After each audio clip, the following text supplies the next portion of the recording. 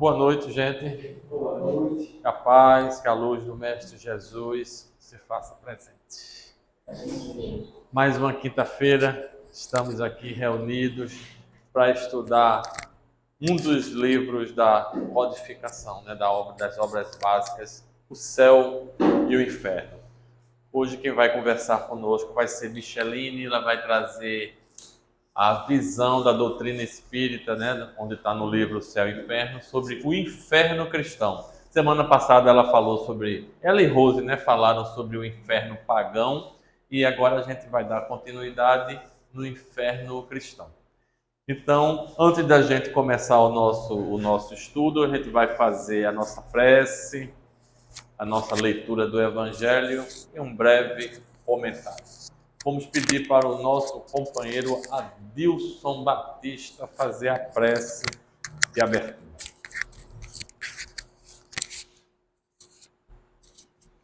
Amado Mestre Jesus, querido irmão e amigo, mais uma vez aqui nos encontramos com a tua permissão, com a permissão de Deus e com a assistência dos amigos espirituais desta casa de oração, para que possamos nesta noite mais uma vez estudarmos no livro O Céu e o Inferno, que possamos sair daqui cada vez mais esclarecidos diante dos ensinamentos que são trazidos para nós através da codificação espírita.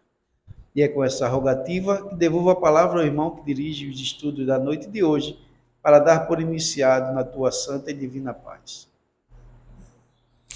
E com essa rogativa, Mestre amado Jesus, pedimos a tua permissão e a permissão da equipe espiritual amiga para iniciarmos o nosso estudo da noite na tua santa e doce paz.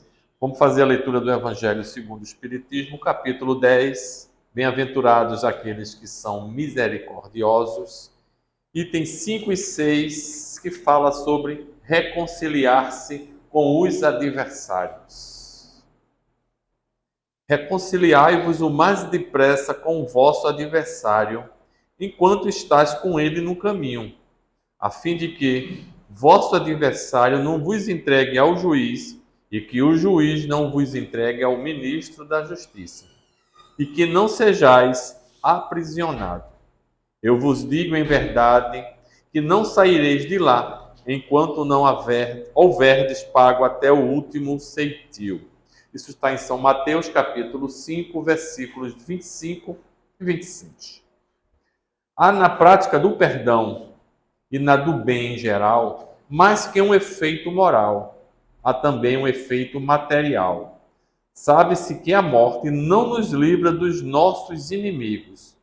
Os espíritos vingativos perseguem frequentemente, com seu ódio, além do túmulo, aqueles contra os quais conservaram rancor. Por isso o provérbio que diz: morto o animal, morto o veneno, é falso quando aplicado ao homem. O espírito mau espera que aquele a quem quer mal esteja preso ao corpo e menos livre, para atormentá-lo mais facilmente. Atingir em seus interesses ou em suas mais caras afeições. É preciso ver neste fato a causa da maioria dos casos de obsessão, daqueles, sobretudo, que apresentam uma certa gravidade, como a subjugação e a possessão. O obsidiado e o possesso são, pois, quase sempre vítimas de uma vingança anterior, a qual, provavelmente, deram lugar pela sua conduta. Deus o permite para puni-los do mal que eles próprios fizeram, ou, se não o fizeram, por terem faltado com indulgência e caridade, não perdoando. Importa, pois, do ponto de vista da sua tranquilidade futura, reparar mais depressa os erros que cometeu contra o próximo, perdoar seus inimigos, a fim de exterminar, antes de morrer, todo o motivo de deserções, toda causa fundada de animosidade ulterior. Por esse meio, de um inimigo obstinado neste mundo, pode-se fazer um amigo no outro. Pelo menos coloca o bom direito ao seu lado, e Deus não deixa aquele que perdoou ser alvo de vingança. Quando Jesus recomenda reconciliar-se o mais depressa com o adversário, não é somente com vistas a apaziguar as discórdias durante a existência atual, mas evitar que elas se perpetuem nas existências futuras. Não saireis de lá, disse ele, enquanto não houverdes pago até o último centil. Quer dizer, satisfeito completamente a justiça de Deus. Pois é, gente, se reconciliar com os nossos adversários. É fácil? É muito difícil. Perdoar, saber que precisamos perdoar, é necessário, porque a gente vê as consequências disso. A doutrina espírita tem a parte teórica. A gente poderia até dizer, talvez isso não seja verdade, isso pode ser uma fantasia, mas nossa doutrina tem a parte prática, tem a parte científica, o laboratório, onde a gente vê isso diariamente numa reunião mediúnica, espíritos que não perdoaram e continuam há séculos e mais séculos buscando justiça na palavra deles, mas na verdade é vingança, é pagar o mal com o mal. Eu quero que aquela pessoa que me fez sofrer, sofra.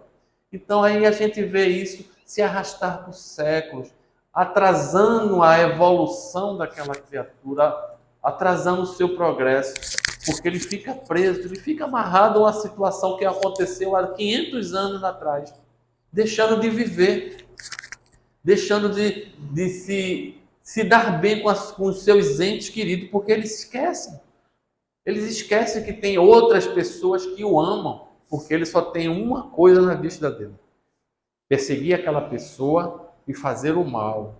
Então, vamos tentar, enquanto a gente está aqui, quando a gente está a caminho, enquanto a gente está encarnado com o outro, vamos tentar nos reconciliar, tentar sempre pedir perdão quando for possível. Não é fácil, a gente sabe que não é fácil, mas a gente está tentando. Esse exercício é a tentativa. Vamos falhar? Vamos. Mas se a gente tiver 50 inimigos aqui, se a gente conseguir já se reconciliar com 25, já é alguma coisa, metade. Eu estou sendo otimista. Metade a gente já pagamos o centil aqueles 25. Então a gente vai nessa batalha de encarnação em encarnação, tentando sempre diminuir esse débito, esse problema, para que a gente possa sair desse planeta e ou então fazer esse planeta mudar de sintonia, de vibração, para que a gente fique nele mais feliz, mais alegre. Então é essa necessidade do perdão, do exercício do perdão para se reconciliar. Alguém quer acrescentar algo aqui? Temos aí 2, 3 minutinhos. Para nós, que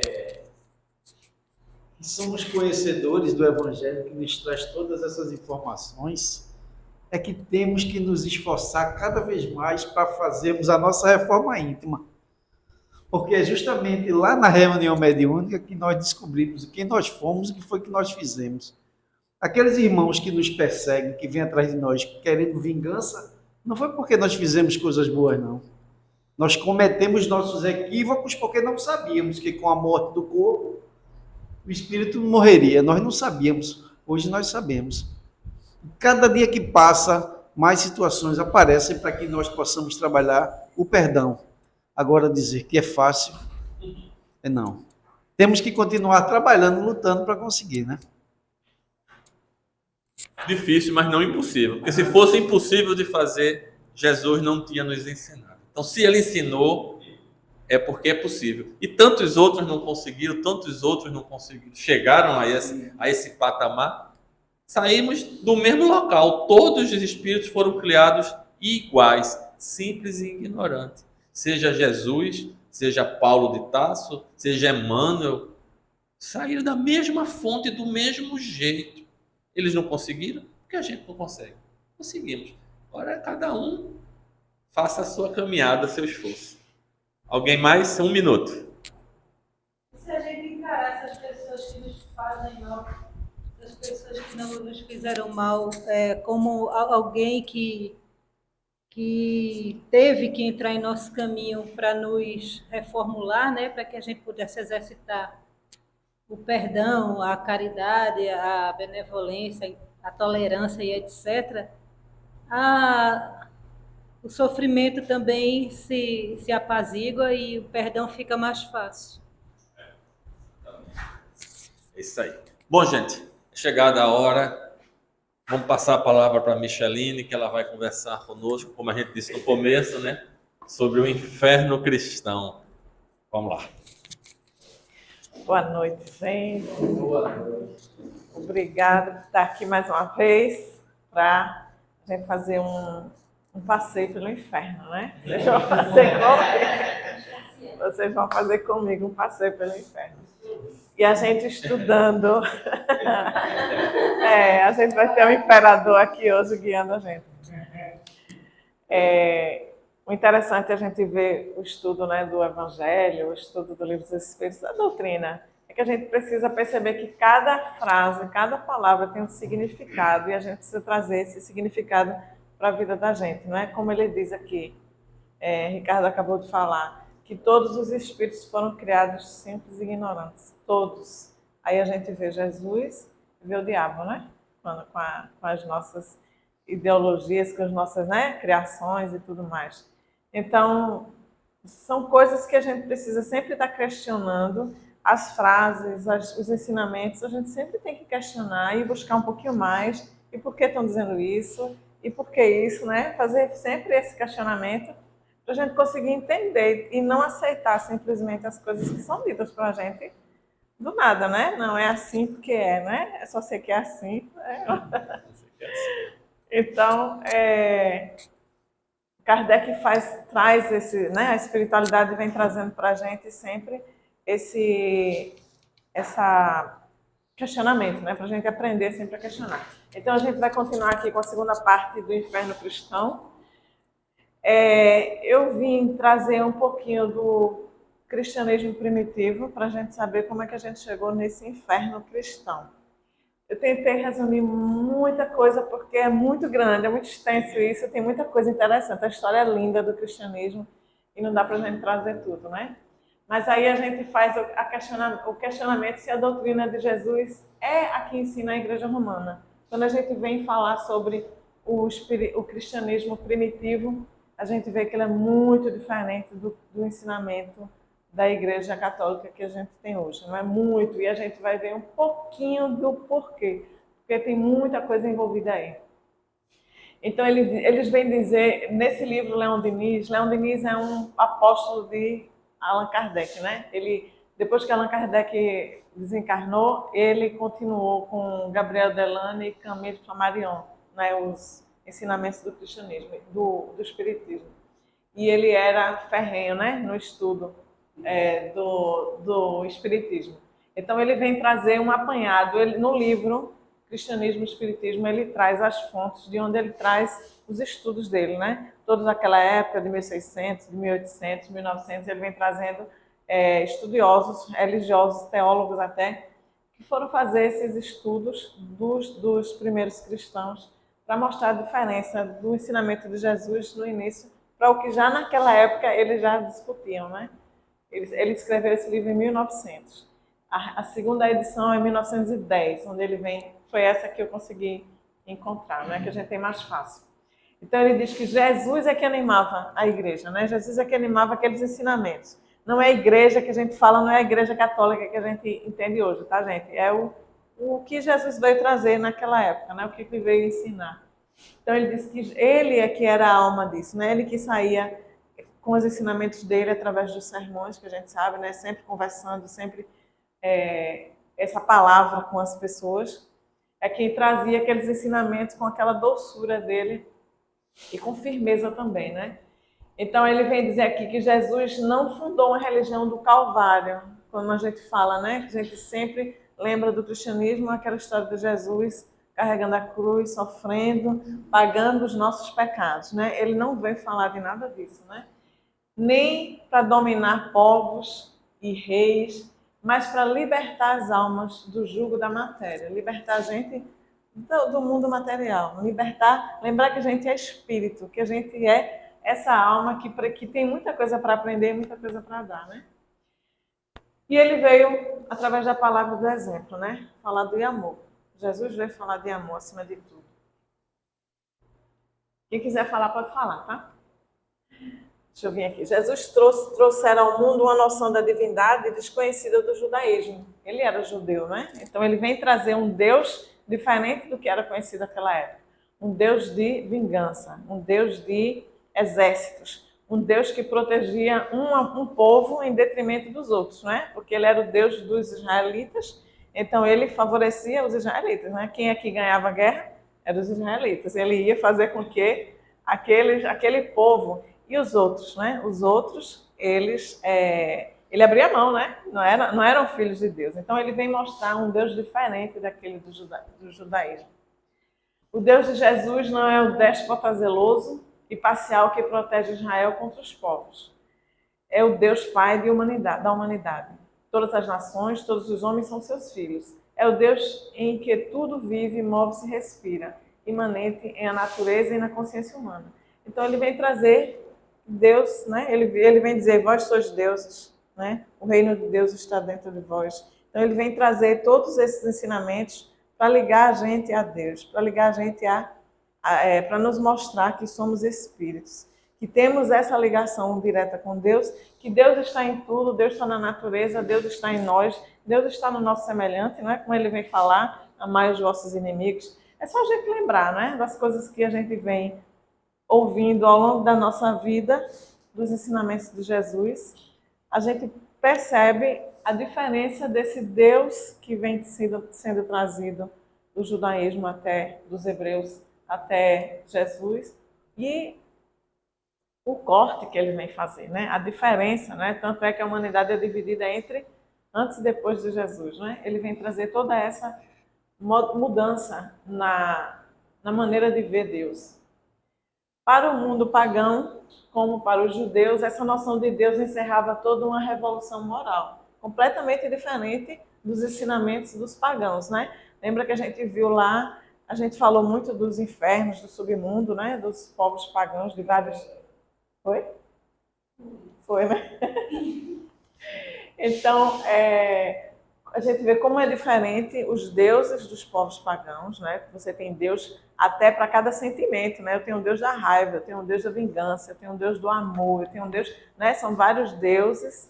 E aqui você tem um Deus que é criador e é pai. Se esse Deus é pai de todo mundo, a gente começa a questionar como é que ele quer o mal de algum dos seus filhos, né? São coisas, né? Por isso que a gente diz, cada palavra a gente tem que ir questionando, cada frase, cada afirmação a gente tem que ir colocando isso no nosso raciocínio, né? Pensar o que é que está se fazendo. Então, há homens que tudo tinham chegado a divinizar, né? Tudo eles transformavam em deuses e depois temiam aqueles deuses que eles tinham divinizado, né? Então, eu tenho o Deus da agricultura e eu tenho medo, eu vou cultuar aquele Deus, porque senão ele vai me deixar com fome, né? Ele vai deixar com que a minha cultura de alimentos não floresça, não cresça.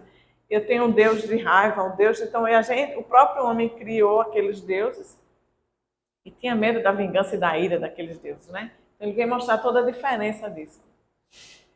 E a doutrina de Jesus revela a existência de um só Deus, um Criador e Pai, por quem todos os homens são irmãos e em cujo nome eles se devem afeição e assistência. Então, todos nós devemos amar uns aos outros e ajudar, né, uns aos outros. Ela torna possível a comunhão com esse Pai pela união fraternal dos membros da família humana. Franqueava a todos o caminho da perfeição pelo amor ao próximo e pela dedicação à humanidade. Por aqui a gente já começa a ver por que esses ensinamentos de Jesus precisaram ser cortados, né? Precisaram ser assim, manipulados para que uma igreja poderosa dominasse, né? Porque como eu tenho um Deus Pai, que é criador de todos, esse Deus não vai salvar uns e condenar outros, né? Esse Deus não vai colocar uns no céu e outros no inferno, como a gente tem visto, né? Então esse Deus não vai favorecer a uns em detrimento de outros, onde ele diz que nós temos que nos ajudar, nós temos que amar uns aos outros, que Deus é Deus de todos e que nós temos essa ligação direta com Deus. A igreja não queria isso, né? Naquela época, depois que começou ali a crescer, a haver aquele movimento onde começa a ter donos ou pais da igreja, né? Os padres e por aí vai. A gente não quer que o povo tenha ligação direta com Deus, né? Porque aí o que é que a gente vai fazer? Como é que a gente vai dominar, né? Diz Teresa. Com relação às pragas do Egito, as pragas do Egito e a abertura do Mar Vermelho, né, para que o povo de Moisés passasse, depois fechou e dizimou todo o exército. Como o Espiritismo explica as pragas do Egito? Foram tragédias naturais? Foram coisas que não existiram? São simbolismos? Ou realmente tudo isso aconteceu, sendo ou não punição? Alguém quer responder isso? Eu respondi, né? Eu já ouvi um comentário, Posso dizer o que eu acho. pelo menos da abertura do Mar Vermelho. Dizem, eu vi um palestrante falando, não aqui, foi no YouTube, ele falando que Moisés, por intuição, pela ajuda espiritual, não sei, ele sabia que em um determinado horário o mar iria baixar, a maré baixa, que tem no mar, normalmente é isso. E ele passou naquele caminho. Então, é possível que tenha acontecido isso? É. Mas, assim, para falar sobre as pragas, sobre a abertura do Mar Vermelho, pela ótica da doutrina espírita, realmente eu nunca ouvi nenhuma explicação que eu possa trazer. Eu já escutei que foi um fenômeno da natureza, aquela abertura do mar vermelho. Aí vamos dizer, pela providência divina, né? Naquele momento que teve aquele fenômeno, não sei de quantos e quantos milhões de anos, o povo passou ali, né? É tanta coisa que. Tanta informação, né?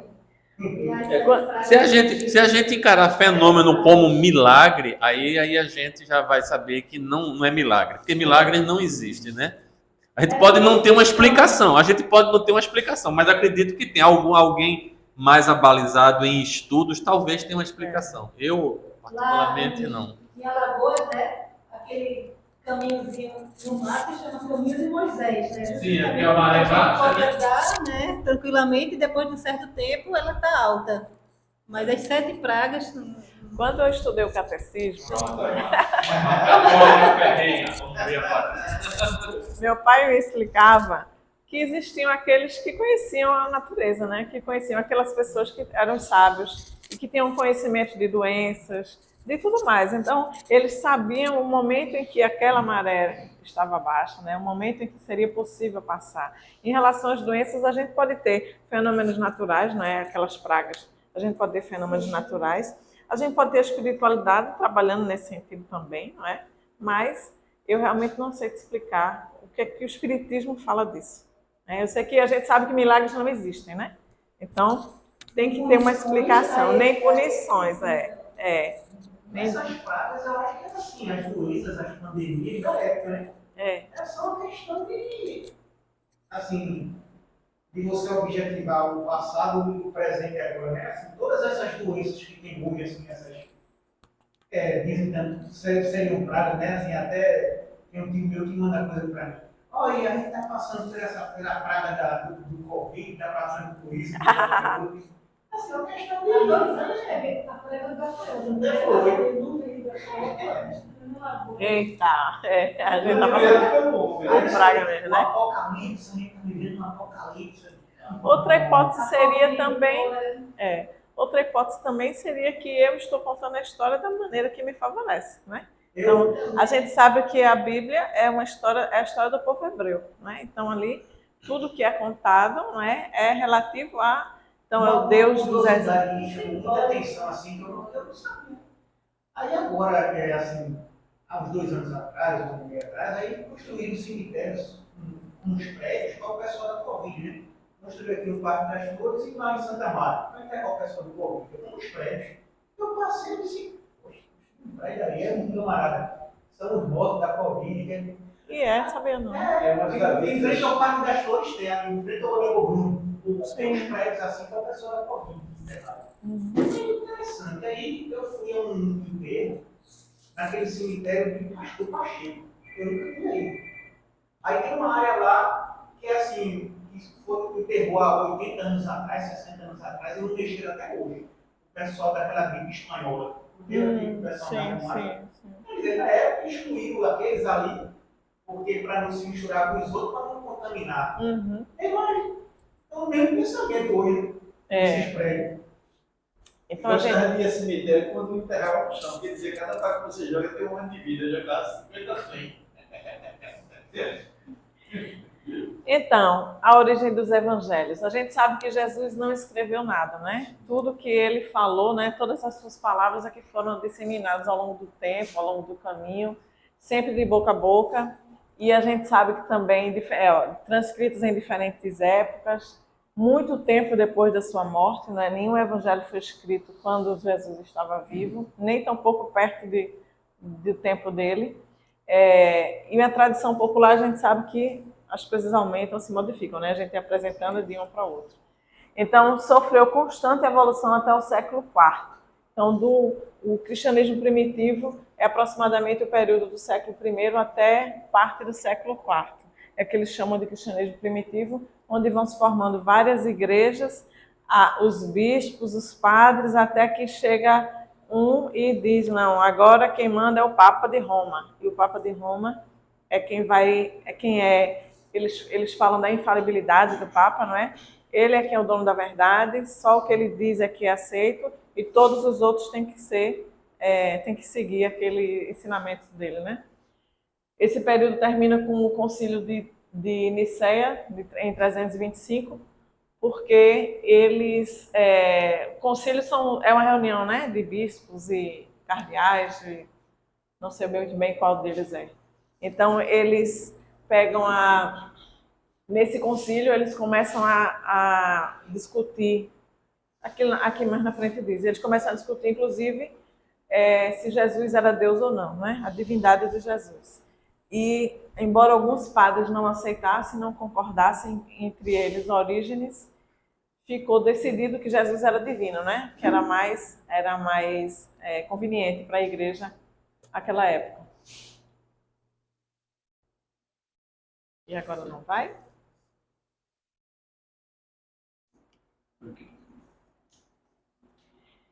Então, eles chamam a primeira época de Era Apostólica.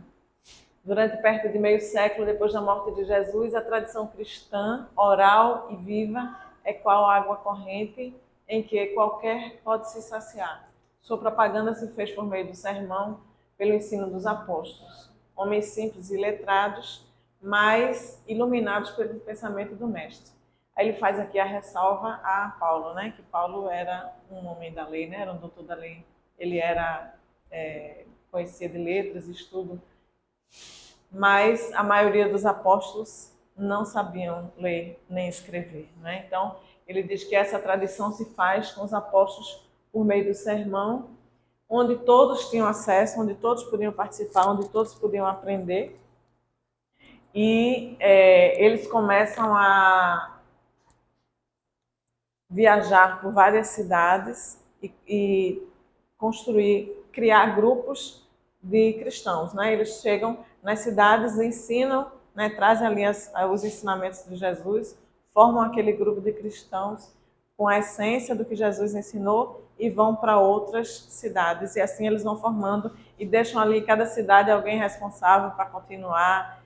Imagine a gente com a internet já divulga fake news.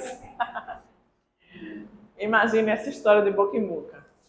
Aí ele vem falar dos evangelhos, né, que é só a partir do ano 60 a 80 que aparecem as primeiras narrações escritas. A de Marcos, a princípio, que é a mais antiga, depois as primeiras narrativas atribuídas a Mateus e Lucas. Todos são escritos fragmentários, que são acrescidos, né? Sucessivas adições, como todas as obras populares. Só no fim do primeiro século, em 80 e 98, que surgiu o Evangelho de Lucas. Assim como o de Mateus, o primitivo, atualmente perdido. Finalmente, de 98 a 110, apareceu em Éfeso o Evangelho de João. O Evangelho de João é completamente diferente dos outros, né? Dos três primeiros. Ele vem falar sempre escritos assim, fragmentados, né? Você tem ali, eles mostram o papiro, que é uma planta abundante na região, onde eles faziam, né? Era difícil acesso, eram poucas pessoas que sabiam escrever, eram poucas pessoas que sabiam ler. Então, quem conseguia passar esses ensinamentos, né, para um documento lá, e ir transferindo, levar para outros grupos. Isso tudo era muito difícil. Então, esses evangelhos começaram a ser escritos assim, aparecer assim, um pouco de cada lugar, né? Cada um que vai escreve em algum lugar, quem tem acesso, e começam a aparecer esses evangelhos. Existem os evangelhos apócrifos, né? Orígenes, no século III, já falava que existiam vários evangelhos, mas na época que Leão Denis escreveu esse livro, só existem 20 evangelhos que a igreja aceita, assim, pode-se falar. Todos os outros, eles desconsideram, ou porque não convém à igreja, né? Mas a gente vê várias razões, ou porque eram muito ligados aos essênios, né? Acreditavam na reencarnação, acreditavam em várias coisas que a igreja não tolera porque ela queria dominar, né? Ela queria mandar. Então, tudo que era contrário ao que eles estavam ensinando, eles modificaram os evangelhos, os evangelhos primitivos, e excluíram aqueles que não tinham o que eles gostariam. Então, eles falam aqui os primeiros apóstolos ensinavam a paternidade de Deus, né? Que Deus era pai de todos, a fraternidade humana. Demonstravam a necessidade de penitência como reparação das nossas faltas. E sempre ligado aos essênios, né? Tinham ainda o batismo, que eram práticas adotadas pelos essênios, e que eles assimilavam também a crença da imortalidade da alma e na ressurreição. Nesse livro de O Cristianismo e o Espiritismo, ele vem falar de em vários textos onde comprovam que os apóstolos tinham essa orientação da espiritualidade. Eles vêm colocar ao longo de vários anos. O Micheline, existe um outro livro também chamado Paulo e Estevão, né? Que é justamente a história de Saulo, que se torna Paulo quando encontra Jesus quando ele está viajando, né? Ele fica cego. E aí é quando ele pergunta o que queres de mim, né? E ele justamente recebe a missão de levar o evangelho de Jesus para toda a região ali em torno. Seria, talvez a gente poderia chamar de região metropolitana do Recife. Sim. Né? E basicamente eles tinham os papiros, né? E quando a gente fala de evangelhos fragmentados, que é justamente que os apóstolos escreviam as passagens que mais marcaram eles quando estavam vivenciando com Jesus, né? E justamente Saulo, que é o Paulo, né? Ele foi o responsável por levar a palavra de Jesus para os cantos e aos poucos estabelecendo o cristianismo, que naquela época nem era chamado de cristianismo, era chamado de os homens do caminho, né? Que eles tinham as casas e nas casas eles abrigavam as pessoas que necessitavam de algum auxílio, e conta no livro Paulo e Estevão, né?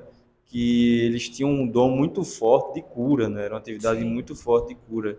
E sobre essa questão que você falou deles serem aconselhados, né? Por algumas vezes o Paulo se comunicava diretamente com Jesus, mas quem seguia Paulo de perto era justamente o Estevão, que a gente tem na história como o primeiro mártir, né? Sim. Que ele era justamente o irmão da esposa de Paulo, né? E aí a gente vê que tem todo um trabalho muito grande. Estevão mata o Saulo, ele mata o Estevão, e a esposa dele também morre. E aí fica o Estevão e a sua esposa, que é a irmã dele, né, ajudando os Paulo para que ele possa aos poucos ir direcionando. Mas por muitas vezes os próprios apóstolos, que naquela época ainda estavam encarnados, eles também tinham essa comunicação com o mundo espiritual muito forte, né? Muito grande. Eles dizem que eles são a todo tempo, a todo momento orientados, e a espiritualidade traz esses ensinamentos de Jesus, né? Esses ensinamentos para essa continuidade.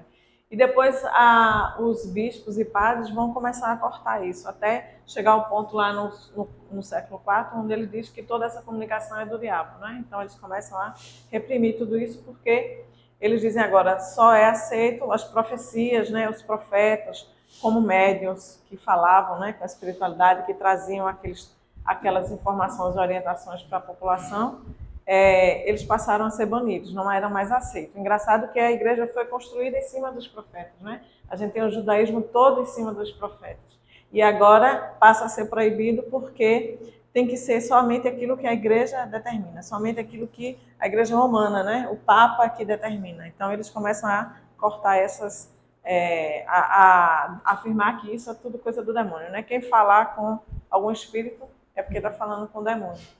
E o interessante você falar nisso é que a gente vê, quando a gente vai ver os estudos sobre Alexandria, né? Sobre Alexandre o Grande, que saiu ali dominando grande parte, né, daquela região, os romanos com a dominação deles. E a gente vê que tudo isso foi para facilitar, exatamente, quando vem Paulo para levar a palavra de Jesus para os gentios, ele tem esse caminho facilitado, tanto em estrada, tanto caminho material, como em línguas, né? As pessoas conseguiam se comunicar, exatamente por causa desse trabalho que foi feito anteriormente de expansão, né? de dominação, onde você tem ali alguém, ou a doutrina espírita, a doutrina do cristianismo, podendo atravessar vários locais, né? Para seguir ali. Porque ele é chamado apóstolo dos gentios, né? Ele vai levar para fora do judaísmo, né? Os ensinamentos de Jesus. É Paulo que tem isso, e é por causa dele que se diz que a gente hoje conhece o cristianismo, né? E nós não somos judeus, né? E conseguimos chegar conhecer os ensinamentos de Jesus. Alguém quer falar mais alguma coisa? Pode falar, viu, gente? Me ajuda, por favor. Aí ele vem contar aqui um pouco da história da comunidade primitiva, onde eles dizem que surgem várias doutrinas, como eles vão em várias cidades deixar os ensinamentos de Jesus, partem para outra, cada um vai com as suas crenças, com as suas seitas, colocando naqueles ensinamentos o que acredita, né? Então vai ficando muitas teorias, né? Muitas doutrinas diferenciadas. O achismo, né? Nada fica igual. Assim, aí outra cidade, a pessoa lá, aquele grupo, eu acho que é assim, aí fica essa salada. E hoje continua ainda, né? Só tem igreja, cada um ensina. A gente vê na igreja... Aí nasce as religiões espiritualistas. Na igreja protestante a gente vê várias denominações de igreja, né? Cada uma que acredita um pouquinho diferente ali. A igreja católica tem isso também, o espiritismo tem isso, porque, infelizmente, né? A gente está vendo que tem correntes para um lado, correntes para o outro. Eu fui estudar um pouco a história do espiritismo um dia desse e fiquei abismada com a história do rustenismo, né? Onde até 94 a federação colocava nas apostilas, nos livros, você estudar a partir de Rusteng. Rusteng diz que o corpo de Jesus é fluídico, né? Jesus não tinha um corpo físico, não tinha encarnado na Terra. Então é uma discussão, veja, aí começa a ver os estudiosos do espiritismo e aqueles que querem acreditar nos fenômenos e nas coisas, começa a haver uma cisão no espiritismo. Vamos estudar a história do espiritismo para vocês verem como é interessante. Eu não sabia que tinha tanta confusão. Né? Parece que já saiu uma informação da Federação Espírita Brasileira excluindo totalmente essa história de Rusteng. Nada a ver. Então, a gente vê aqui a predestinação e a graça, a divindade do Cristo, a queda, a redenção, a crença em Satanás e no inferno serão lançados nos espíritos e virão alterar a pureza e simplicidade do ensinamento do Filho de Maria. Então, com todas essas misturas, né? Todas o ensinamento espalhado, né? Em vários locais, sem ter uma unificação, sem ter mais Jesus ali ensinando aquelas coisas, a gente vê que aquilo vai se difundindo várias outras crenças. Mas isso vai sendo ao longo da história do cristianismo. Os primeiros evangelhos nos transportam a uma época perturbada em que a Judéia, sublevada contra os romanos, assiste à ruína de Jerusalém e à dispersão do povo judeu. É nessa época, né, no ano 70, onde a gente vê ali o incêndio de Jerusalém. Foi no meio do sangue e das lágrimas que eles foram escritos, e as esperanças que traduzem parecem romperem de um abismo de dores, enquanto nas almas contristadas desperta o ideal novo, a aspiração de um mundo melhor denominado Reino dos Céus, em que serão reparadas todas as injustiças do presente. Eu trouxe isso aqui para a gente ver em que meio é que foram escritos esses evangelhos, em que meio é que os ensinamentos de Jesus vai aprofundar nas pessoas, onde eles são um grande período dominados, onde eles estão se rebelando, né, contra os romanos. A Roma começa também em queda, e depois a gente vê que as dores, é quando a gente vê aqueles mártires, né, cristãos, os primeiros mártires, onde a gente para pensar assim, vê aquelas pessoas numa arena, né, para serem comidas por leões, né, e várias coisas que a gente vê, e aquelas pessoas a fazer prece, a cantar ou a ter fé de que vão encontrar um mundo melhor. Era muito sofrimento. Imagina, e eles encontraram no ensinamento de Jesus a força, encontraram nesse ensinamento o reino dos céus, né? Encontraram que Deus está com eles e que eles vão encontrar, vão desencarnar ou morrer, né? Não se falava em desencarnar, mas vão encontrar um mundo melhor. Então essa esperança fazia com que eles tivessem força para continuar aceitando e acreditando e sem abrir mão da sua fé, né? Abrir mão daquilo que estavam acreditando. Então, que estavam passando. Então, a gente vê que é um momento de muita tortura, muito sofrimento, para isso seguir em frente, né? Acho que se fosse hoje, a gente morria por aqui. Não, acabou, não quero mais não, né? Vamos seguir outra. Hoje tem países aí onde você, quando é cristão, estão matando, estão fuzilando, cortando cabeça, infelizmente, hoje a gente ainda fica essa realidade. Só por ser cristão. Então ele vem falar os 3 primeiros evangelhos, que é o de Marcos, Mateus e Lucas, são chamados evangelhos sinóticos. São fortemente impregnados do pensamento judeu-cristão dos apóstolos. Já o evangelho de João inspira uma influência diferente. Neles a gente vai encontrar o reflexo da filosofia grega, rejuvenescida pelas doutrinas da escola de Alexandria. Então, nos fins do século I, os discípulos dos grandes filósofos gregos tinham aberto escolas em todas as cidades importantes do Oriente. E os cristãos estavam em contato com eles. Frequentes discussões se tratavam entre os partidários das diversas doutrinas. Os cristãos arrebanhados nas classes inferiores da população, pouco letrados em sua maior parte, estavam mal preparados para essas lutas de pensamento. Porém, os teoristas gregos sentiram-se impressionados pela grandeza e elevação moral do cristianismo. Aí começa a haver uma mistura do cristianismo, tanto para os gregos como ao contrário, né? Havia uma penetração das doutrinas que se produziam em certos pontos. O cristianismo nascente sofria pouco a pouco a influência grega, que levava a fazer do Cristo verbos, o logos, né? Do Platão. Do Cristo, o verbo, né? A gente vê essa influência que, se a gente for começar a buscar entender, até o espiritismo vem, né, desse desenvolvimento dessa filosofia, não é?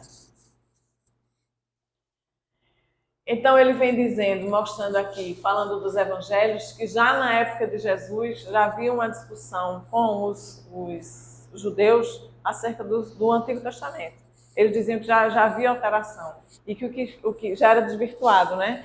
E o que eles tinham era uma intuição das verdades superiores. Então, na época de Jesus já havia uma discussão acerca do Antigo Testamento, se tudo que estava ali era verdadeiro ou não, se já tinha sido desvirtuado, porque ele já discutia naquela época com os chefes da igreja, né? Já que todos aqueles ensinamentos dele, com rituais, onde eles enriqueciam, né? A gente vê a história da Igreja Católica, né? A gente vê ali, naquela época, os judeus já passavam por essa dificuldade, que a igreja cristã foi passar mais na frente. Então, já havia essa dissensão no judaísmo. E, em relação ao Antigo Testamento, né? A versão dos 70, o Antigo Testamento, eles não chamavam de Antigo Testamento antigamente. E os judeus também têm outra denominação em relação aos livros. Não, era livro mesmo. Era o nome dos livros mesmo deles lá. Aí Jesus, ele vem falar que Jesus é um médium, era um espírito missionário, vem encarnando-se entre os humildes, a fim de dar a todos o exemplo de uma vida simples, ao contrário do que os judeus à época, né, estavam pregando.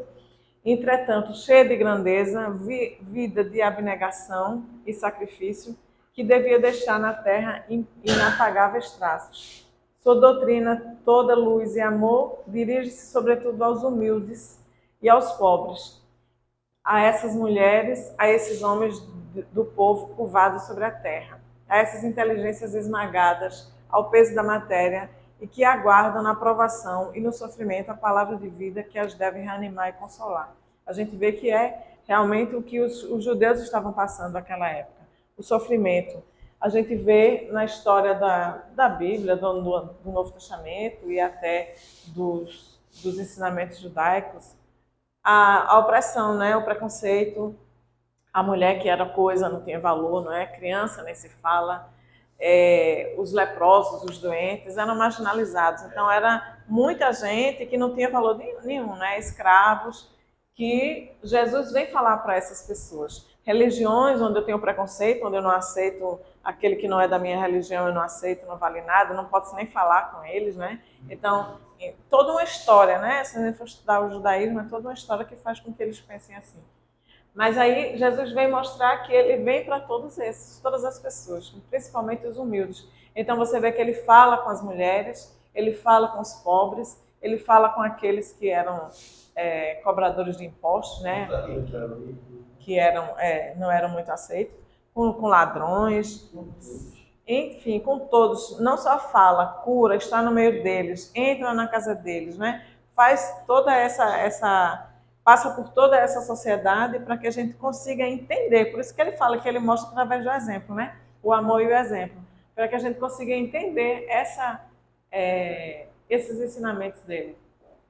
Então ele prega de maneira simples o evangelho do reino dos céus. Era para pôr ao alcance de todos o conhecimento da imortalidade do Pai comum. O Pai cuja voz se faz ouvir na serenidade, na consciência e na paz do coração. Veja, Deus, a gente consegue ouvir Deus, né, na nossa consciência. Ô, Micheline, uma coisa que eu acho bem interessante da gente também observar são as dificuldades que a gente tem para que a gente de fato possa trazer algo que seja puro, né? E quando eu falo puro é sem interferência. A gente vê que é muito difícil que isso aconteça, né? Até porque se a gente for olhar a questão dos 10 mandamentos, né? Eu não sei decorar da ordem, mas tem um que é não desejar a mulher, o asno ou a propriedade do próximo, né? E a gente vê que o asno, a propriedade e a mulher meio que estão como posse de algo ou de alguém. Então a gente vê assim que até para que viesse os 10 mandamentos, era necessário que eles viessem de uma forma em que a sociedade pudesse conceber e perceber. E aí é onde vem a importância da terceira revelação, que é a doutrina dos Espíritos, onde tem as leis naturais do livro dos Espíritos, e que cada lei dessa corresponde à explicação de um mandamento. E pouco de nós sabemos disso. Antes de começar essa parte do livro dos Espíritos, das leis naturais, né, acho que para vocês dizer alguma coisa, Kardec indaga para os Espíritos falam justamente isso, de que as leis naturais que irão iniciar a ser abordadas no livro dos Espíritos, correspondem justamente aos 10 mandamentos de cada lei. E a gente consegue contabilizar elas e a gente consegue fazer a ligação. Então, assim, é interessante que a gente conheça a história como está sendo trazida, né? E desde a mitologia da aula passada que você traz, ela vem sendo trazida de acordo com a forma como a gente consegue conceber. Porque se chegar um espírito muito evoluído aqui para a gente e disser assim, o tempo vai deixar de existir, acho que é muito provável que todos nós aqui, a nossa cabeça vai dar um nó, né? Então, assim... A minha primeira. Então, assim, tipo, a gente tem que entender que a forma como são trazidas as coisas, ela está ligada à percepção como o ser naquela época está tendo, e a evolução ela é necessária. Mas não é que as leis naturais, não é que as leis de Deus mudam, não, elas são imutáveis, né? Mas justamente o que muda é a forma como a gente percebe as coisas. Isso é muito importante, porque a gente vê, na época que Jesus veio, né, ele não escreveu nada, ele apenas fez. Aí vieram os apóstolos e aqueles que conviveram com ele começaram a escrever. Aí, através também dos seus discípulos, que começaram a divulgar. E aí você vê que existe uma simples comunicação entre eles. Esse aqui são as experiências que tivemos com Jesus. O livro Paulo Estevão fala isso muito bem, né? Paulo ele ia visitar os locais em que o Estevão e a sua ex-esposa e sua esposa, que estavam já desencarnados, diziam para ele ir. Ele ia, levava as anotações que ele mesmo fazia à mão, explicava e tudo mais, e as pessoas pegavam aquilo e de lá continuavam a professar da forma como bem entendessem, né? Como o Ricardo aí falou, vê que salada de fruta, né? A escrita é uma só, a percepção é diferente, né? Então, aí a gente vê o como é importante e o quão profundo é isso, porque apesar das várias barreiras, sobrevive, né? Apesar das várias barreiras, a essência ainda está. E um exemplo muito importante que a gente pode fazer é se a gente pegar aqui, reunir todo mundo um do lado do outro e brincar com a história da gente contar aqui, falar uma frase, né? E você vai passando. Eu nunca terminei essa brincadeira para que a frase que foi dita chegasse no final da forma como ela foi dita. Né? Então, assim, são exemplos poucos, pequenos, mas que mostram o trabalho que a espiritualidade tem para trazer para a gente o que de fato vale. Né? Então, eu sempre gosto de dizer isso, e a história que você está trazendo é muito importante para que a gente valorize o Espiritismo como de fato a terceira revelação, que a gente não valoriza. Não valoriza. Estudar realmente a fundo, né? A gente entender que a Igreja Católica foi um passo para a gente conseguir chegar a esse entendimento hoje, né? A gente vê como eles sofreram, como eles trabalharam para que esses ensinamentos de Jesus chegassem a gente hoje e que o Espiritismo pudesse reviver, né, esses ensinamentos. É muito interessante. Então ele vem dizer aqui que os apóstolos, como eles traziam os ensinamentos de Jesus no coração, né? Eles levavam a todos os lugares aquilo que eles haviam aprendido, e ele vem falar um pouco, os grupos de cristãos que eles formam de cidades em cidades, mas eles vêm falar um pouco de tudo que eles aprenderam, eles vão levar para esses povos, né? Para esses grupos de cristãos que eles vão fundar, vão formar, vão fazer. Imagina você chegar numa cidade, num local onde todo mundo acredita em vários deuses, e eles vão chegar lá para dizer que só existe um Deus, né? Eles mostram ali por várias frases de Jesus que Jesus nunca disse que era Deus, não é? Que Jesus nunca mostrou. É muito interessante isso, que eles vêm mostrando o livro da Bíblia mesmo, né? Vêm mostrando frases de Jesus, onde Jesus vai, onde a gente vai pontuando e discordando de cada dogma, inclusive da Igreja Católica, com o próprio Novo Testamento. É muito interessante isso.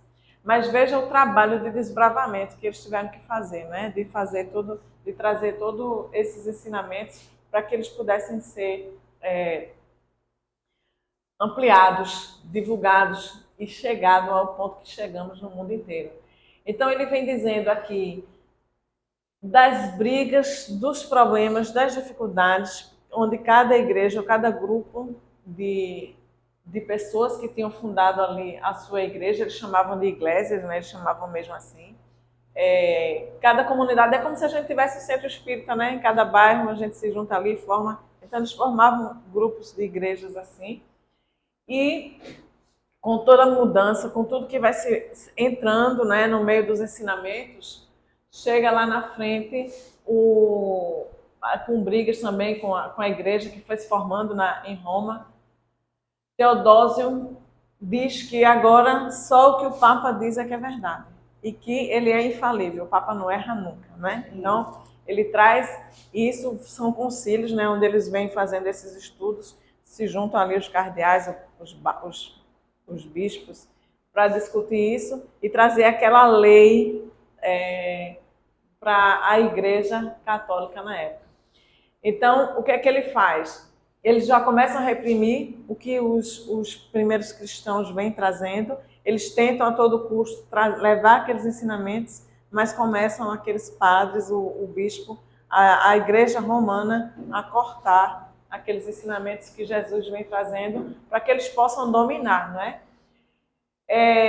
Então, o Papa Damasus manda Jerônimo de Estridão, que é o São Jerônimo da Igreja Católica, em 384, escrever o Novo Testamento. Ele diz, você vai pegar tudo que tem aí, todas essas cópias, imagine, espalhadas, né, pela todas as regiões possíveis, e vai construir numa só. Vai juntar, traduzir, ele vai trazer do hebraico e do grego, traduzir para fazer um único texto que eles chamam de a Vulgata.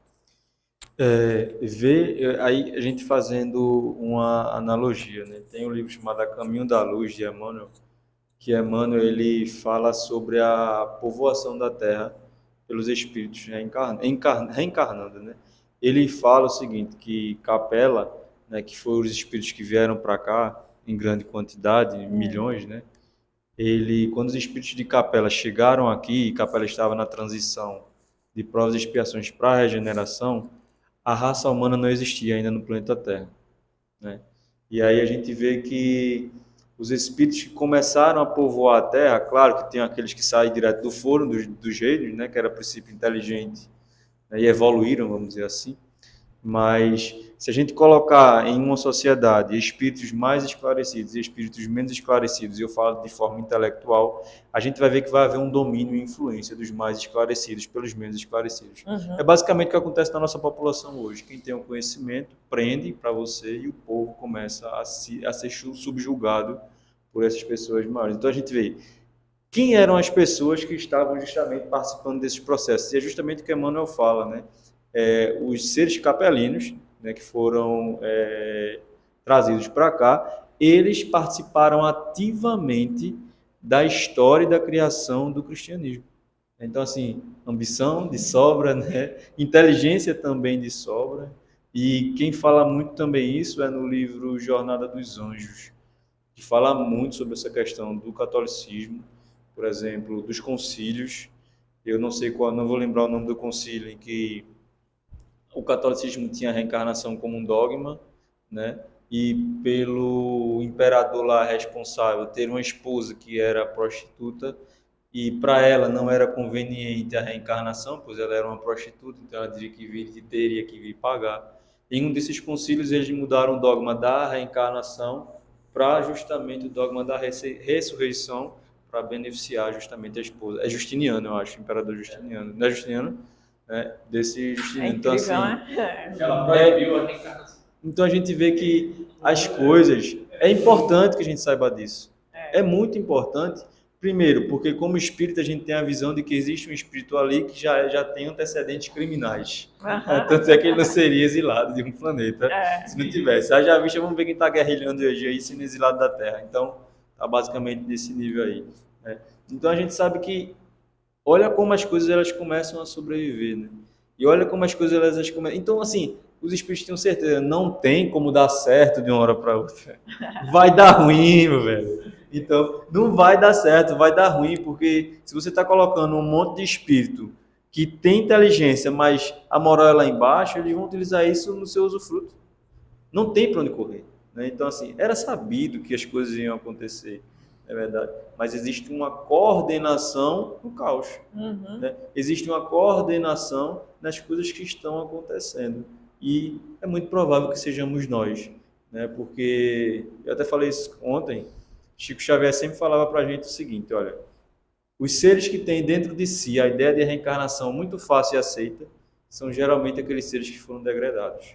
Então, prazer, provavelmente somos nós sim.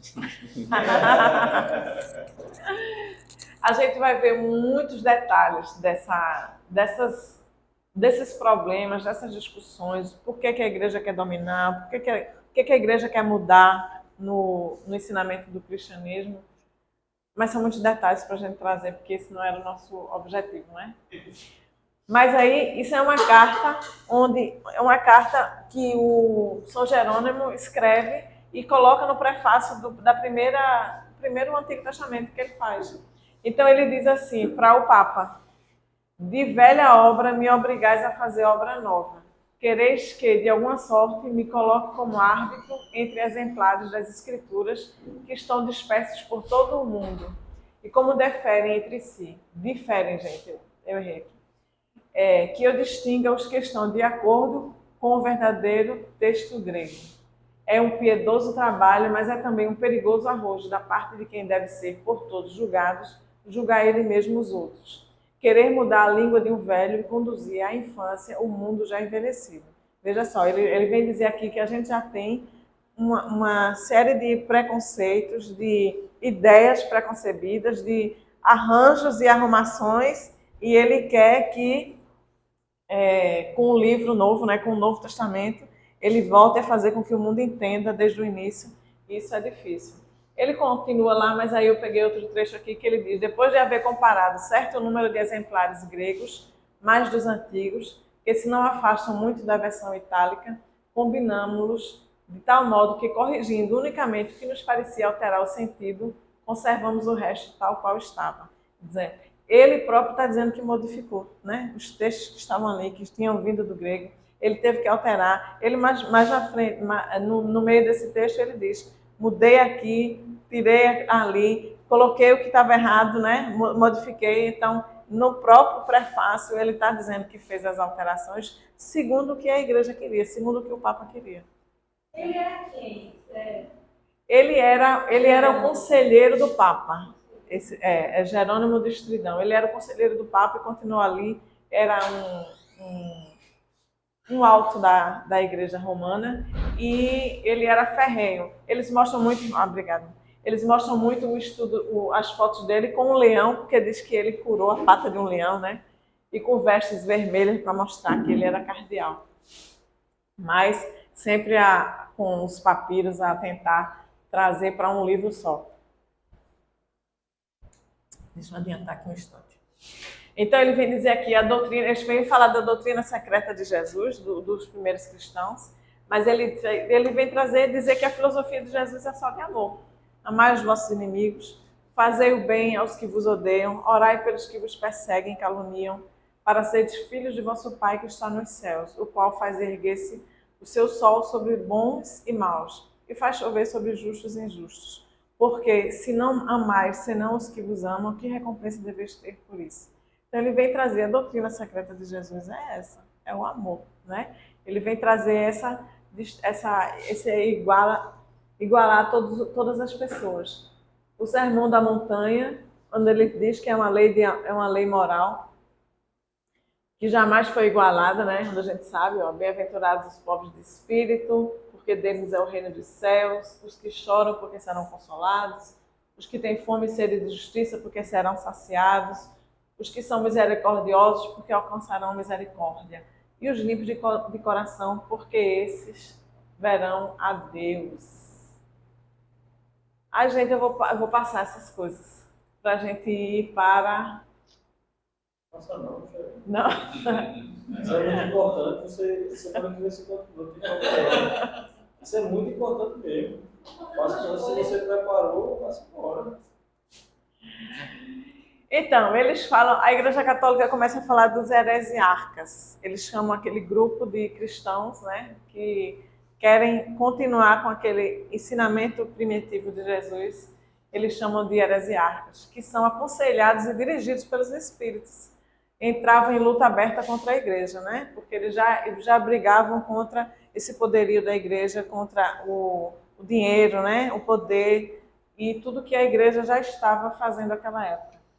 Quase todos se tornavam neoplatônicos, aceitando a sucessão das vidas do homem e o que a Orígenes denominava de os castigos medicinais, isto é, punições proporcionais às faltas da alma, reencarnada em novos corpos para resgatar o passado e purificar-se pela dor. Gente, isso era ensinamento do cristianismo, né? Essa doutrina ensinada pelos espíritos, aceita por Orígenes e muitos padres da igreja, era mais conforme a justiça e misericórdia divinas. A gente vem pontuar isso porque a gente vai falar do inferno, e no inferno é exatamente o oposto disso, né? Onde primeiro, você não reencarna em novos corpos, né? A gente vai ver isso lá na frente, o inferno cristão é cruel. Então, Deus não pode condenar as almas a suplícios eternos.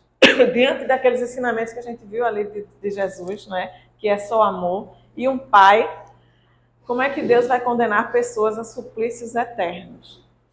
Depois de uma vida única, né? A gente só vive uma vez, sem aceitar a reencarnação.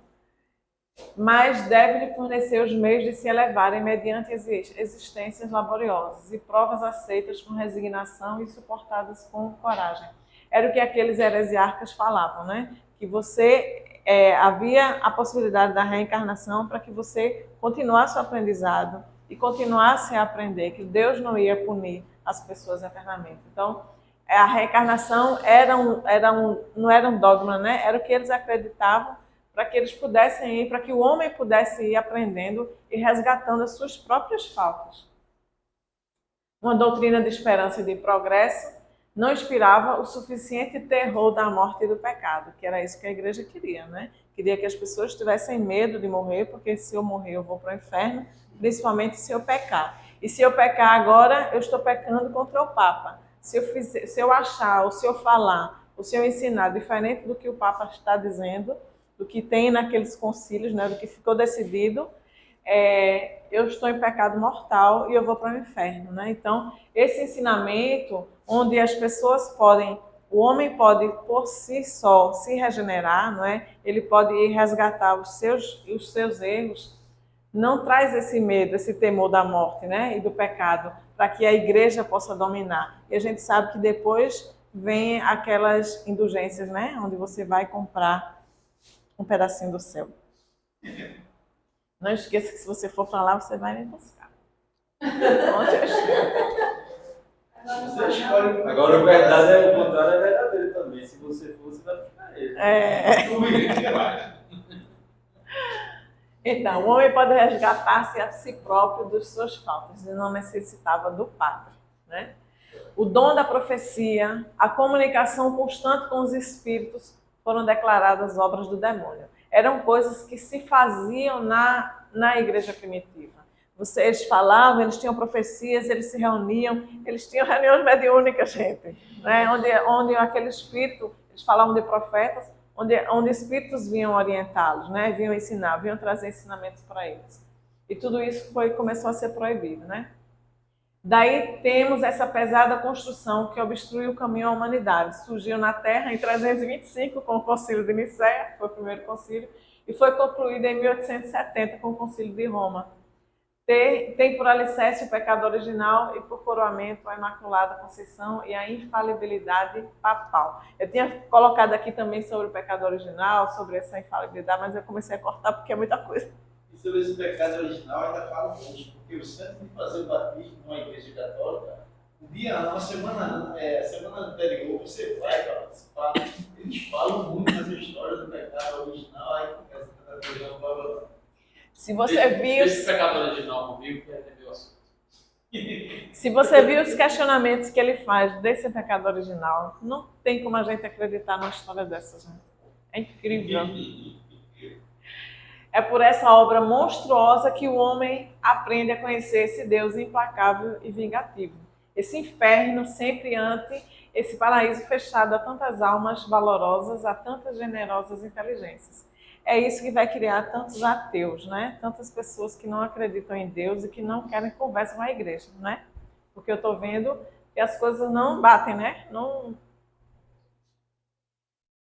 A Santíssima... eu esqueci de tirar isso. Os dogmas, né? Ele vem falar da Santíssima Trindade e nas próprias mensagens de Jesus, ele vai contra isso, né? Bem-aventurados os pacíficos, porque serão chamados filhos de Deus. A mim, a quem o Pai santificou. Ele está mostrando que ele não é Deus, né? O Pai santificou e enviou ao mundo, porque dizeis vós, tu blasfemas, porque eu te digo que sou filho de Deus. Porque me chamais bom? Ninguém é bom senão Deus, unicamente. Eu não posso de mim mesmo fazer coisa alguma, não busco a minha vontade, mas a vontade daquele que me enviou. No inferno cristão, a gente tem os demônios, que são puramente espíritos, e os condenados presentemente no inferno também podem ser considerados como espíritos puramente, uma vez que apenas as suas almas ali desceram. Então ele vem dizer que no inferno, isso já é do livro Céu e Inferno, no inferno estão os espíritos, os demônios são espíritos, não é? Eles não são corpos, não são homens que estão lá, são espíritos. E quem está condenado ao inferno também é espírito, né? Você está lá em espírito, não é o seu corpo que desce lá, por enquanto. Suas ossadas, restituídas ao pó, transformaram-se continuamente em ervas, em plantas, em frutos, em minerais, em líquidos. A gente sabe, né? É a decomposição da matéria. Lá no cemitério comer aquela comida, aquela comida grande, doce,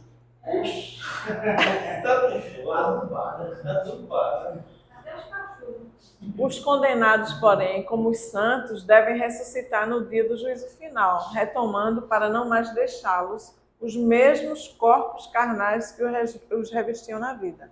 Então, a gente vai para o inferno, fica lá em espírito. Não vai para o inferno, a gente vai para o submundo, né? No dia do juízo final, Deus nos ressuscita, nós trazemos para o corpo, esse mesmo corpo não, o corpo quando eu tiver velhinha, gaga, caindo os pedaços, doente, com câncer no estômago, né? Pronto, é esse corpo que eu vou ressuscitar, né? Não é um corpo de jovem que a gente quer, não. O inferno, assim, uma curiosidade, teoricamente, assim, comparando, seria o umbral ou uma sintonia inferior ao umbral? Uma curiosidade. E aí, fala.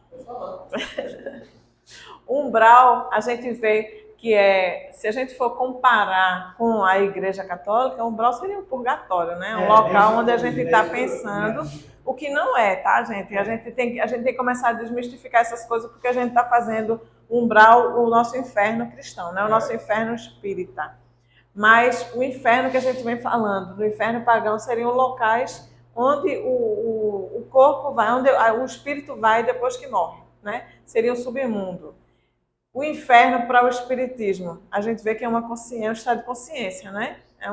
É como a gente pensa, é como a gente está, é onde a gente cria, é o nosso espírito que está ali sofrendo. O que a gente vê que é diferente do inferno cristão é porque ele vai mostrar que quando você vai para o inferno, você vai com o corpo físico. Você é ressuscitado, ganha o seu corpo decrépito lá de como você morreu, até comido pelas larvas e tudo mais. E esse corpo vai para o inferno para sofrer. É um local físico, né? O inferno cristão a gente vai ver que é um local físico. Muitos acham que é no meio da terra. Os concílios aí do Vaticano, de Roma, não conseguiram dizer onde é que fica o inferno, mas sabe-se que é um local físico, onde a gente tem a matéria, onde a gente tem o corpo, onde a gente tem o sofrimento físico. Porque assim, eu já tive comunicabilidade com espíritos e os espíritos menos esclarecidos vinham com, assim, denominados, como é que eu vou dizer o termo assim? Como fosse assim, eles eram subordinados a espíritos mais inferiores do que assim, um grau de maledicência pior do que eles. Ó, tu vai ficar aqui como um soldado, como um vigia do umbral, para ter uma condição melhor por aqui, alguma regalia. Mas tinha um superior de maldade, assim, teoricamente. Eu acho que aí agora me respondeu a dúvida, né? Desse submundo, né? Como se fala. É assim, por isso que eu fiquei com essa dúvida, né? Não, tá meio misturado aí. Fala, Tá misturado, né? Não, é porque assim, quando a gente vai falar geralmente assim, o que é inferno, primeiro a gente tem que entender qual é a percepção do ser, né? Porque a gente consegue ver que o ser humano ele materializa o inferno. E o que seria esse fato de materializar o inferno? É que a gente vai povoar o plano espiritual, que também é matéria, beleza? O que o espiritismo chama de umbral é nada mais ou menos do que um plano que está em transição, né? A erraticidade, né? Ou seja, ele está entre a terra, vamos falar, o céu, os planos elevados. E dentro desse plano de transição, existem vários níveis, né? E a gente vai poder também definir um umbral grosso, um umbral médio, um umbral fino, né? No umbral grosso, seria, teoricamente, os locais de maiores sofrimentos, né? Que é onde o ser humano vai para lá devido às coisas que fez. Mas ele não vai porque Deus direciona, ele vai porque é a mente dele que o leva para lá. Exemplo, o Vale dos Suicidas, né? Um suicida que não tem conhecimento, muitas vezes ele não é conseguido resgatá-lo e trazer ele para um local legal. Então, ele é direcionado para esse local. E o vale é o que para ele? Seria o céu, porque é o local lá onde ele está expurgando aquelas energias deletérias que ele trouxe para ele, né? Agora também existe abaixo da terra o que a gente chama de trevas e o abismo, né? que são justamente locais um pouco mais pesados do que o que a gente chama de umbral grosso, né? E algumas literaturas mostram para a gente que este local, as trevas e o abismo, elas ficam perto do centro do orbe da Terra, né? Ou seja, a gente é como se a gente entrasse para dentro mesmo e lá tem esses locais de povoação. Distingue muito essas variedades que você está dizendo, aquele livro Aruanda. Ele fala. É Pai João de Aruanda? Assim, fica definindo muito, assim, subdividido, né? Assim, é porque ali já é uma visão banda, né? justamente, o Pai João de Aruanda tem uma visão mais do lado da Umbanda, né? Mas, assim, são formas como a gente interpreta, como a gente vem batendo aqui há um mês. É porque você está aqui agora, mas tem gravações, se você tiver interesse também, a gente repassa. A gente vê que a questão de conhecimento do inferno, ela vem aos poucos sendo desmistificada, não é verdade? Mas, como a gente fala de matéria, é porque quando a gente morrer, a gente vai deixar 2 corpos aqui, teoricamente o físico do pretérico, e teremos o perispírito, que também é matéria, né? Às vezes um pouco mais denso, às vezes um pouco menos denso, de acordo com a nossa elevação. Ô, Bruno, no caso, né? Michelino. Só como você falou, é onde ficam as falanges que, devido ao erro que nós cometemos, a nossa consciência nos conduz para lá. Fazer parte de falange não é questão do erro que a gente cometeu que a nossa consciência leva para lá. Fazer parte de falange, geralmente, ele está trabalhando em 2 partes. Não é que seja limitado a isso. Primeiro, porque eu tenho conhecimento intelectual tal e maldade, ou seja, a ausência do bem dentro de mim que me leva lá. Ou muitas vezes, pelas minhas atitudes de ignorância, eu sou escravizado e levado para lá. Tem que ter muito conhecimento do inferno, né, velho? É isso, gente. Nós todos, Tava lá por você. nós todos temos que conhecer muito. Esse não, participava mesmo. Nós temos Não, que estudar. mas a gente- que nós conhecemos. A gente viu que tem muito santo que sonha com o inferno, né? Vai lá. Não, eu não vou para o inferno, mas eu sonhei, Deus permitiu que eu fosse lá visitar. Não, esse coisa de sonho eu toco. Acho que sonho é você, eu participei mesmo. Mas assim, a gente. Os obreiros da manhã, junto com os obreiros, foste. Eu acho que eu desci por vontade para fazer maldade mesmo, não foi para de obreiro não. Mas assim, a gente vê muito essa questão e a gente entende um pouco mais sobre isso porque nos livros que a gente lê, e André, Emmanuel, e tem outras literaturas anexas que são muito boas, que eles fazem as caravanas rumo a esses locais, né? Existe um que trabalha muito bem com isso, que eu gosto muito, acho que é o Carlos Bacelli, que é Inácio Ferreira, né? O Inácio Ferreira ele tem 2 livros que são sensacionais. Sobre as cinzas do tempo e do outro lado do espelho, né, que ele fala sobre um grande inquisidor, né, inquisitor, né, Tomás de Torquemada, né, onde eles, na época de encarnado, receberam o Tomás de Torquemada lá em Minas Gerais para desobsessão. Aí tem uma médica também que é muito famosa, a Maria Modesta Cravo. Tem outro que é contemporâneo deles, que é Odilon Fernandes. E tem Inácio, que existe essa casa. Tô tomando teu tempo, né? Não, pode falar, Simone tá Vivento, na hora né? de falar. E eles têm lá o Sanatório Espírita de Uberaba, está lá ainda, onde esse Inácio Ferreira ele era o médico diretor de lá. E e lá é um centro espírita lá dentro, né? E aí Sanatório Espírita de Uberaba, Minas Gerais. Eles são contemporâneos de Chico também, Chico já visitou eles e tudo mais. Então, nesses livros, eles mostram justamente esse submundo, né? E eles fazem justamente essas viagens. E esses 2 livros são muito bons, esses são os 2 primeiros livros dele, né? Que ele mostra realmente como que as coisas acontecem. O Tomás Torquemada ele estava obsediando essa turma naquela época, e eles ainda encarnados conseguiram doutrinar o Tomás Torquemada. Ele foi resgatado, certo? E reencarnou. Só que os espíritos que perseguiam ele, que era ele quem dominava na época, fizeram com que... Gente, não é que eles desencarnaram o Tomás Torquemada, mas pelas situações, lei de causa e efeito, o bebê que Tomás Torquemada desencarnou, e aí esse espírito foi prontamente sequestrado e foi escravizado. Aí do outro lado do espelho mostra o resgate de Tomás Torquemada. Só que esse resgate desse Tomás Torquemada é justamente mostrando como essa galera ela se reúne. São organizadíssimos. Assim, a gente não chega nem perto deles. que eu estava dizendo que é muito conhecimento do inferno, somos nós, que a gente tem que conhecer muita coisa para entender como é que as coisas funcionam, né? Tá falando de você. Mas ele vem dizer aqui, ó, que os eleitos, isso são teólogos falando, mais na frente ele dizendo de onde é que ele tirou esse texto. Os eleitos ressuscitam em corpos purificados. Então, quem vai para o céu, volta com um corpo, né? Perfeito. Então, eu voltaria com um corpo de 20 anos, né? E resplandecente. E os condenados em corpos maculados e desfigurados pelo pecado. Isso distinguirá, não havendo mais no inferno puros espíritos, porém homens como nós. Então, no inferno não estão só os espíritos, porque ele começa falando que no inferno só estão espíritos, que os demônios são espíritos. Mas aí não vai ser só espírito, vamos ser nós encarnados, nós com corpos, né? O nosso espírito vai para o inferno com os nossos corpos. Então, o inferno é um local físico, geográfico, material, uma vez que tem que ser povoado por criaturas terrestres e dotados de pés, mãos, boca, língua, do mesmo jeito que a gente é. Sangue, veias, tudo mais. É da visão católica, né? A igreja católica. A física, tudo que joga.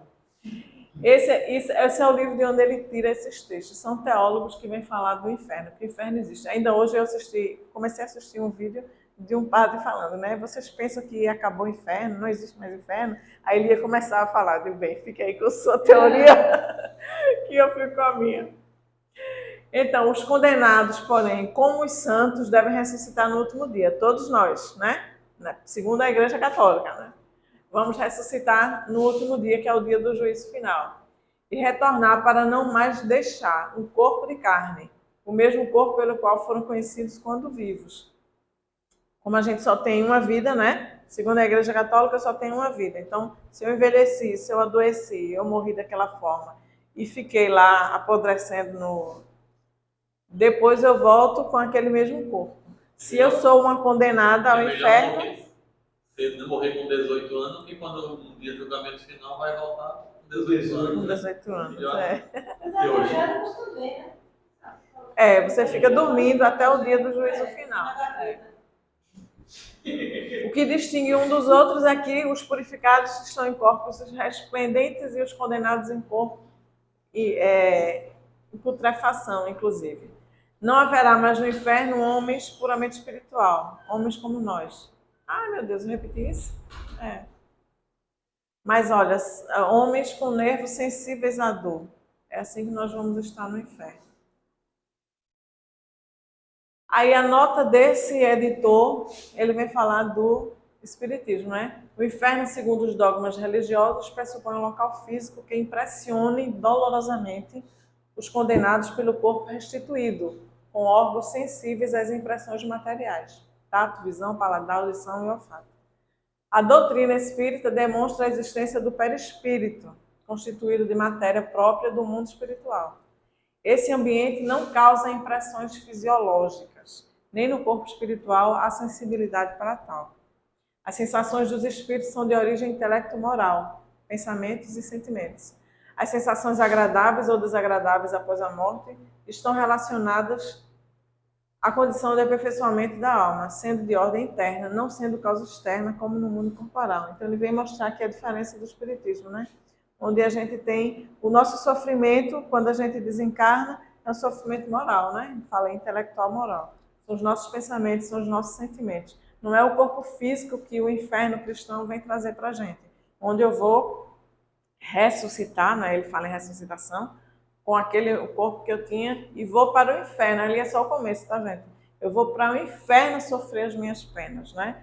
E ele vem falar também ali na frente sobre a diferença do inferno pagão e do inferno cristão. Onde o inferno pagão eu ainda vou pagar pelas minhas faltas, pelos meus erros. É uma pena individualizada para mim, como a gente viu algumas lá naqueles dias. Mas no inferno cristão eu vou pagar com todo mundo, né? Então se a gente vai para o fogo do inferno, a gente vai queimar no fogo do inferno tudo junto.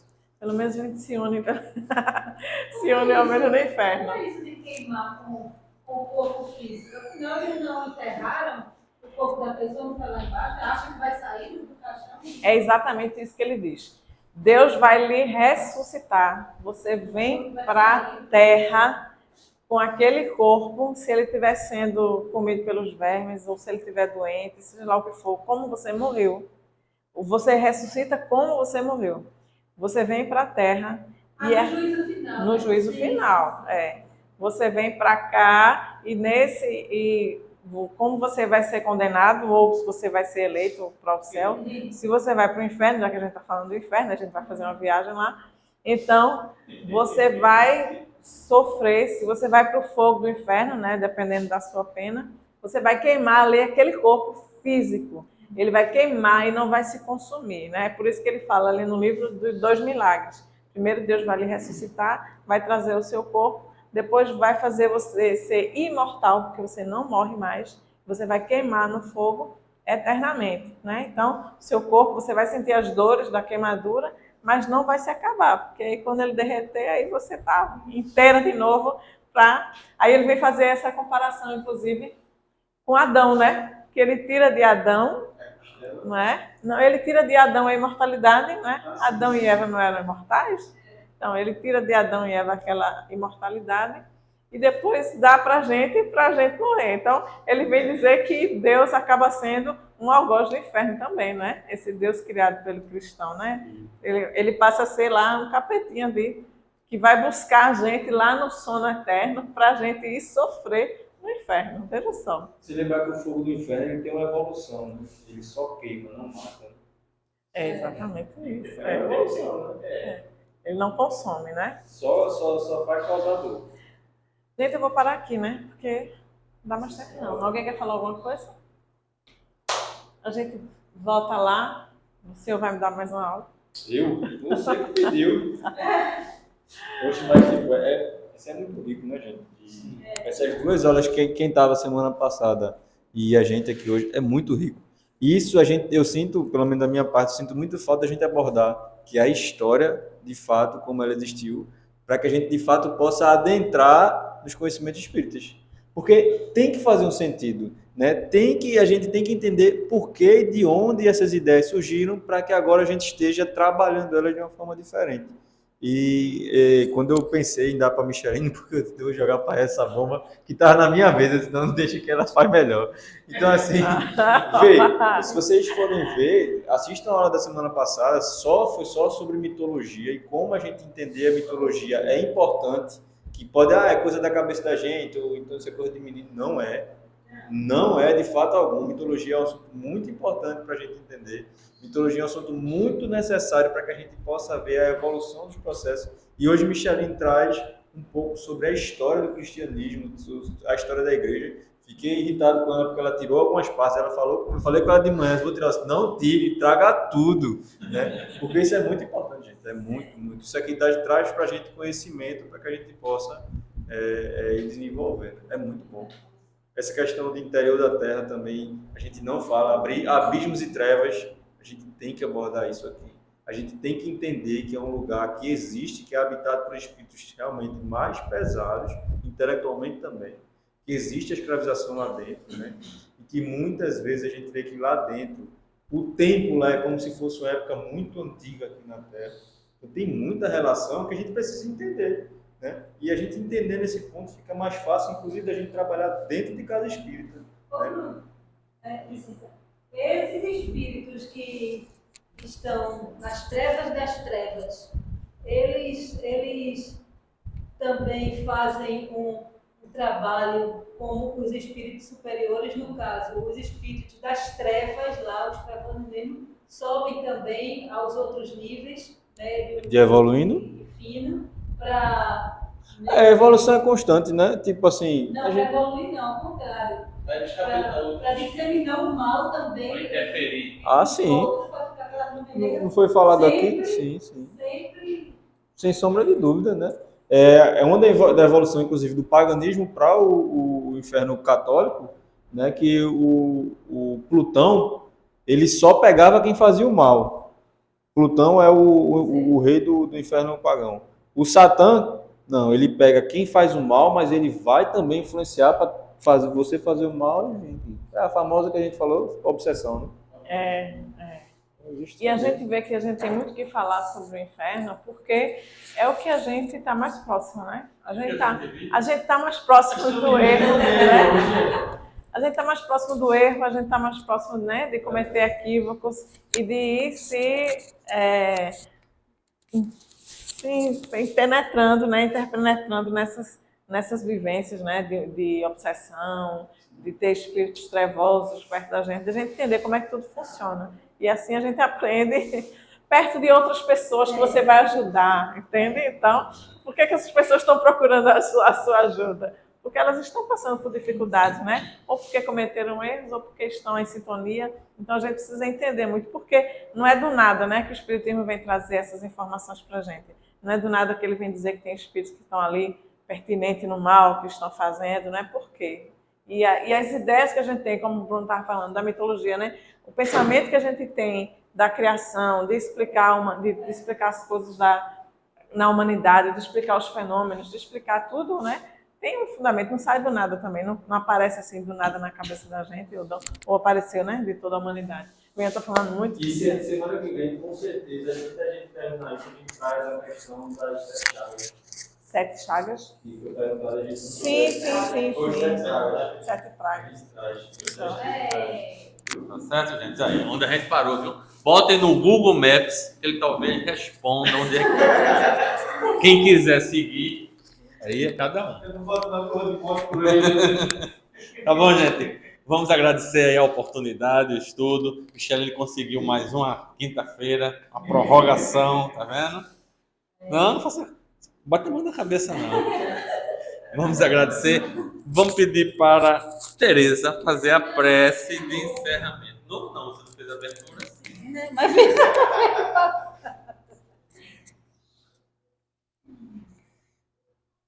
Senhor Jesus, Mestre amado, a toda a espiritualidade amiga que nos acompanhou nessa noite, gratidão.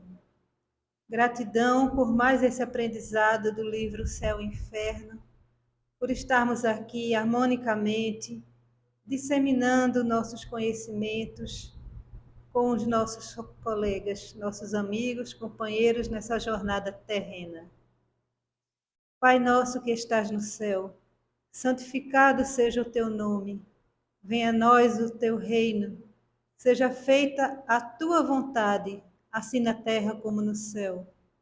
O pão nosso de cada dia nos dai hoje e sempre. Perdoa as nossas ofensas, na medida em que perdoamos a quem nos tem ofendido. E não nos deixeis cair em tentação, mas livrai-nos de todos os males. Amém. Com essas palavras, devolvo ao dirigente de hoje para dar por finalizada a nossa reunião nessa noite. Paz, luz e harmonia para todos. Existe.